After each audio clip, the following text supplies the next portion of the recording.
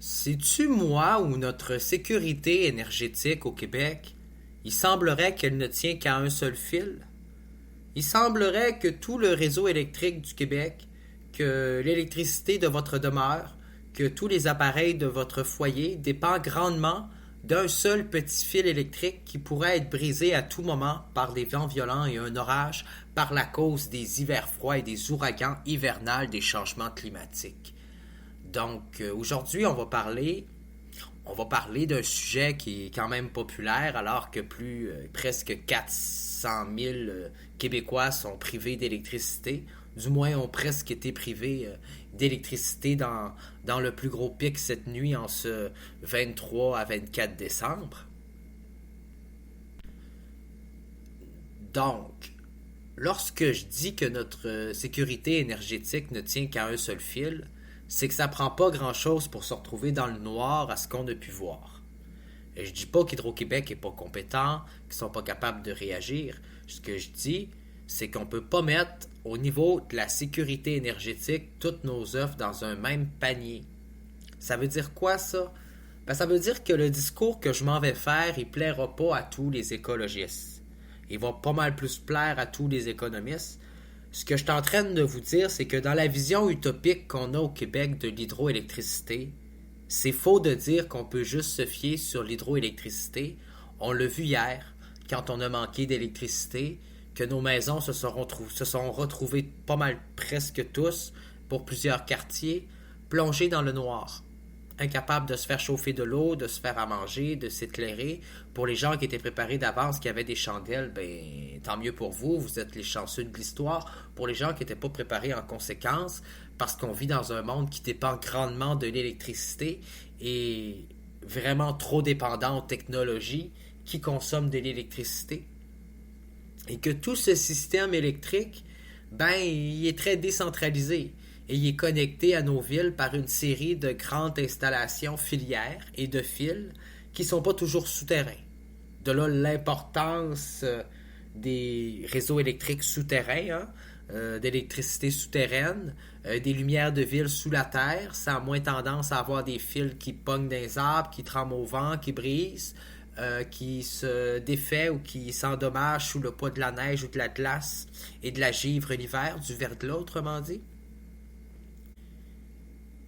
Et ça fait aussi en sorte que quand on met un poteau électrique, mais que c'est une lumière puis qu'il n'y a pas de fil, que c'est sous la terre, ben on coupe pas mal moins de branches d'arbres, on coupe pas mal moins d'arbres autour de cette lumière-là, parce que justement, il n'y a pas de branches qui viennent interférer dans les fils. Hein? Ce qu'on a vécu, c'était de la petite graine, là. C'était quand même une situation de crise et d'urgence. Je veux dire, ça a plongé quand même presque un demi-million de Québécois dans le noir. En tout cas, un quart d'un demi-million certain. Donc, c'est quand même beaucoup de gens, beaucoup de personnes qui se préparaient à festoyer pour Noël et encore aujourd'hui, à ce jour de Noël, qui se retrouvent malheureusement dans le noir.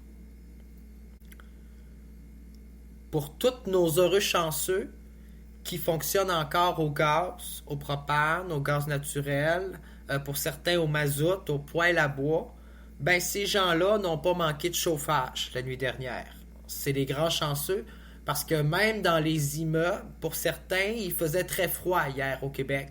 Parce que quand ton immeuble fonctionne juste à l'électricité, puis tu te retrouves dans le noir, pas de courant parce qu'un disjoncteur saute, parce qu'un vent renverse un poteau ou brise un fil, ben des fois ça peut prendre du temps avant que la société d'État d'Hydro-Québec réagisse, surtout en plein hiver, à la veille d'un jour de fête. Hein? Où la plupart des employés, du personnel, puis pas mal tout le monde au Québec se prépare à fêter Noël. Ce qui arrive, c'est que en se dissociant du gaz naturel, de la biométhanisation, de l'hydrogène vert, du GNR, Hydro-Québec dit qu'elle était en conflit d'intérêts avec les lobbies sous les formes d'énergie, puis que ça ne représentait pas sa vision des énergies renouvelables. Donc, Hydro-Québec préfère se tourner sur l'hydroélectricité, la construction de nouveaux barrages, l'éolienne, le solaire, même si ça traîne pas mal, on va se le dire. La vérité, c'est que Hydro-Québec, il aime pas mal plus nous vendre. Nous vendre de l'électricité, c'est pas mal plus payant pour eux autres d'entretenir le réseau d'électricité d'Hydro-Québec, puis d'avoir des fils électriques connectés à ta maison, puis un gros réseau décentralisé, que de plaider puis d'avoir un principe de maison autonome. Hein? De maison autosuffisante, avec qui produit puis qui fait des propres énergies vertes, par l'éolienne, par le solaire, par la biométhanisation, du compostage de nos déchets alimentaires et agricoles.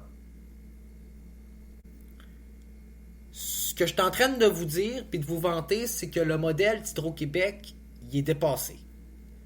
Moi, hier, j'ai manqué de courant, puis j'avais pas de chandelle, puis tout ce que j'avais comme courant pour m'illuminer, ben c'était les lumières solaires que j'ai achetées en spécial dans une grande surface. Ouais, ça éclaire pas fort, la petite échelle, mais si en plein hiver, une série de petites lumières solaires a quand même réussi à s'allumer le soir, sous un éclairage d'hiver de jour, après avoir accumulé l'énergie de jour d'une des périodes les moins ensoleillées de la période de l'année, ben ça veut dire que si on mettrait des gros panneaux solaires sur le toit de mon immeuble, de ma maison, de mon logement, chez nous, de mon appartement, ben hier, j'aurais peut-être pas manqué de chauffage, d'eau chaude puis de courant.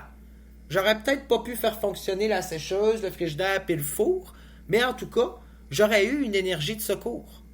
Surtout s'il y aurait eu des éoliennes sur le toit, là, puis un petit peu partout aux quatre coins des bâtiments, aux quatre vents, parce que pour de vrai, avec le vent qu'il y avait, oui, le vent, ça brise des fils électriques, mais une éolienne, ça brise pas mal le vent pour accumuler l'énergie. C'est pas mal le moteur économique d'une éolienne, c'est le vent. C'est alimenté par le vent, c'est ce qui produit de l'énergie. Ça fait qu'hier, si Hydro-Québec aurait eu des éoliennes de ville un peu partout sur les toits des immeubles, des petites éoliennes, des éoliennes sur des poteaux de téléphone, des poteaux de lumière sans fil qui sont énergivores, automatiques, indépendants, qui fonctionnent à l'énergie solaire et électrique, puis éolien, ben peut-être que hier, Hydro-Québec n'aurait pas perdu des centaines de revenus puis d'argent parce qu'il y a eu des coupures électriques partout dans son réseau électrique, puis qu'elle va devoir faire des réparations à ses propres coûts. Peut-être que s'il y aurait eu des éoliennes partout, ben avec les vents qu'on avait hier, Hydro-Québec aurait fait fortune. Fortune avec la tempête de vent, même si c'est l'hiver.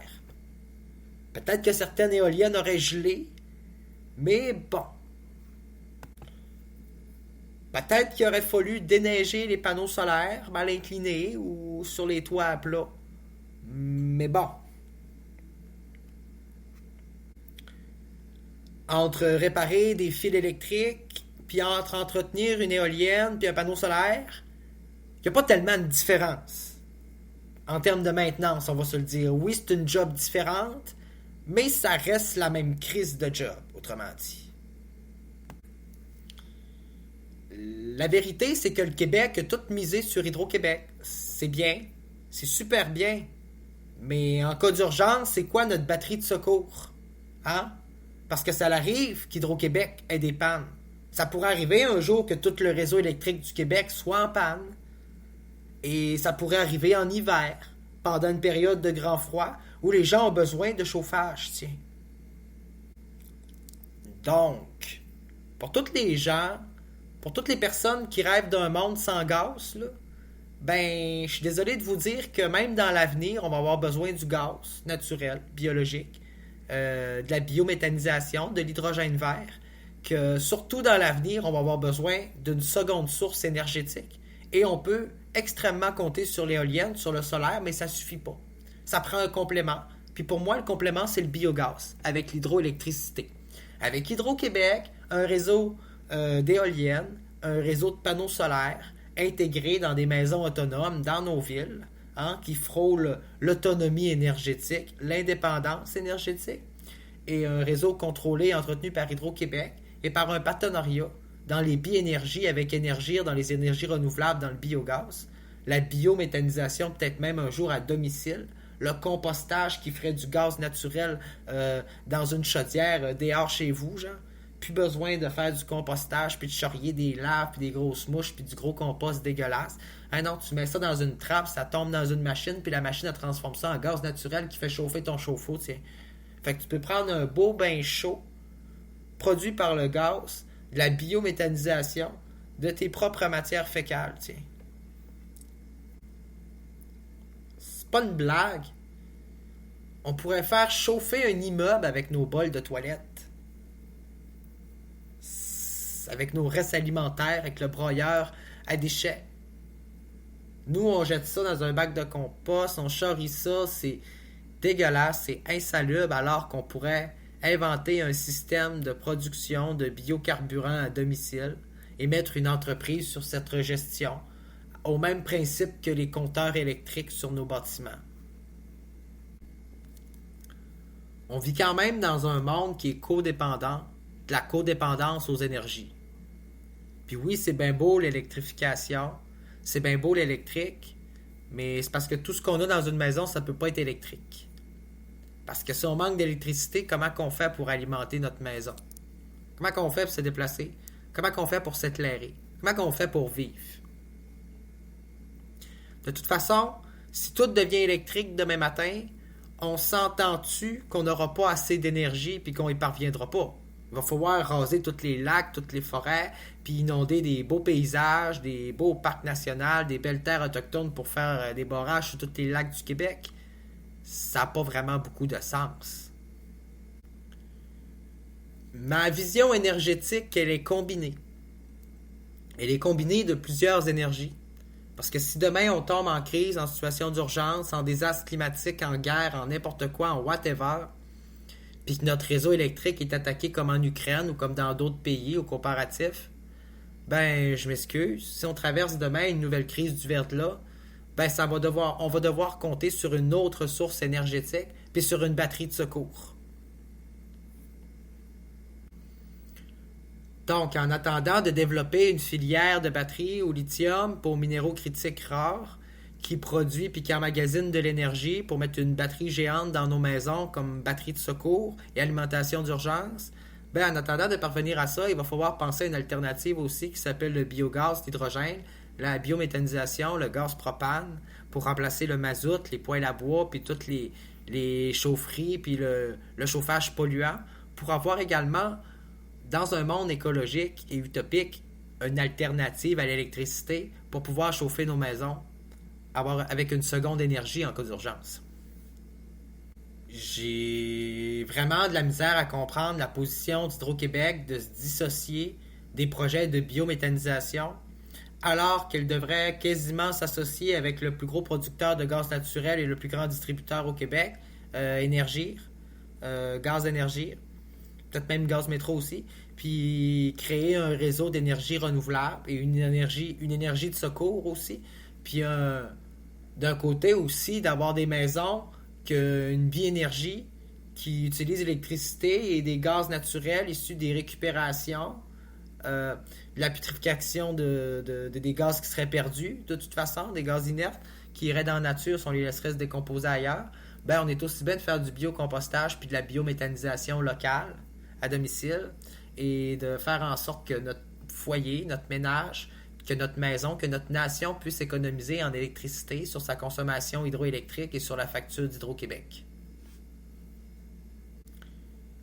Ce que ça veut dire, c'est que de créer cette offre va faire baisser la demande chez Hydro-Québec, ça va faire baisser les prix d'électricité parce qu'il va y avoir une concurrence sur les marchés, il va y avoir des nouvelles énergies, il n'y aura pas juste une seule énergie disponible, puis ça va faire en sorte aussi que Hydro-Québec va avoir plus d'énergie aussi en secours, en stock, d'accumuler pour pouvoir le vendre à des entreprises ou le vendre à l'étranger ou en faire justement l'exportation, comme on dit. L'export-importation. L'import, l'export. Pour pouvoir envoyer l'électricité aux États-Unis, tiens. Puis faire rentrer l'électricité de ces barrages aux États-Unis ici au Québec. Par magasiner des stocks en batterie. Au bout du compte, mon plan énergétique, mon plan de secours, de batterie de secours, pour la sécurité énergétique, il va payer à tout le monde. Il va faire baisser les prix d'électricité, il va donner plus d'énergie, il va réserver plus d'énergie à Hydro-Québec, plus d'offres, moins de demandes, plus de concurrence. Donc, c'est tout le monde qui va en profiter au niveau de la consommation de l'énergie au Québec.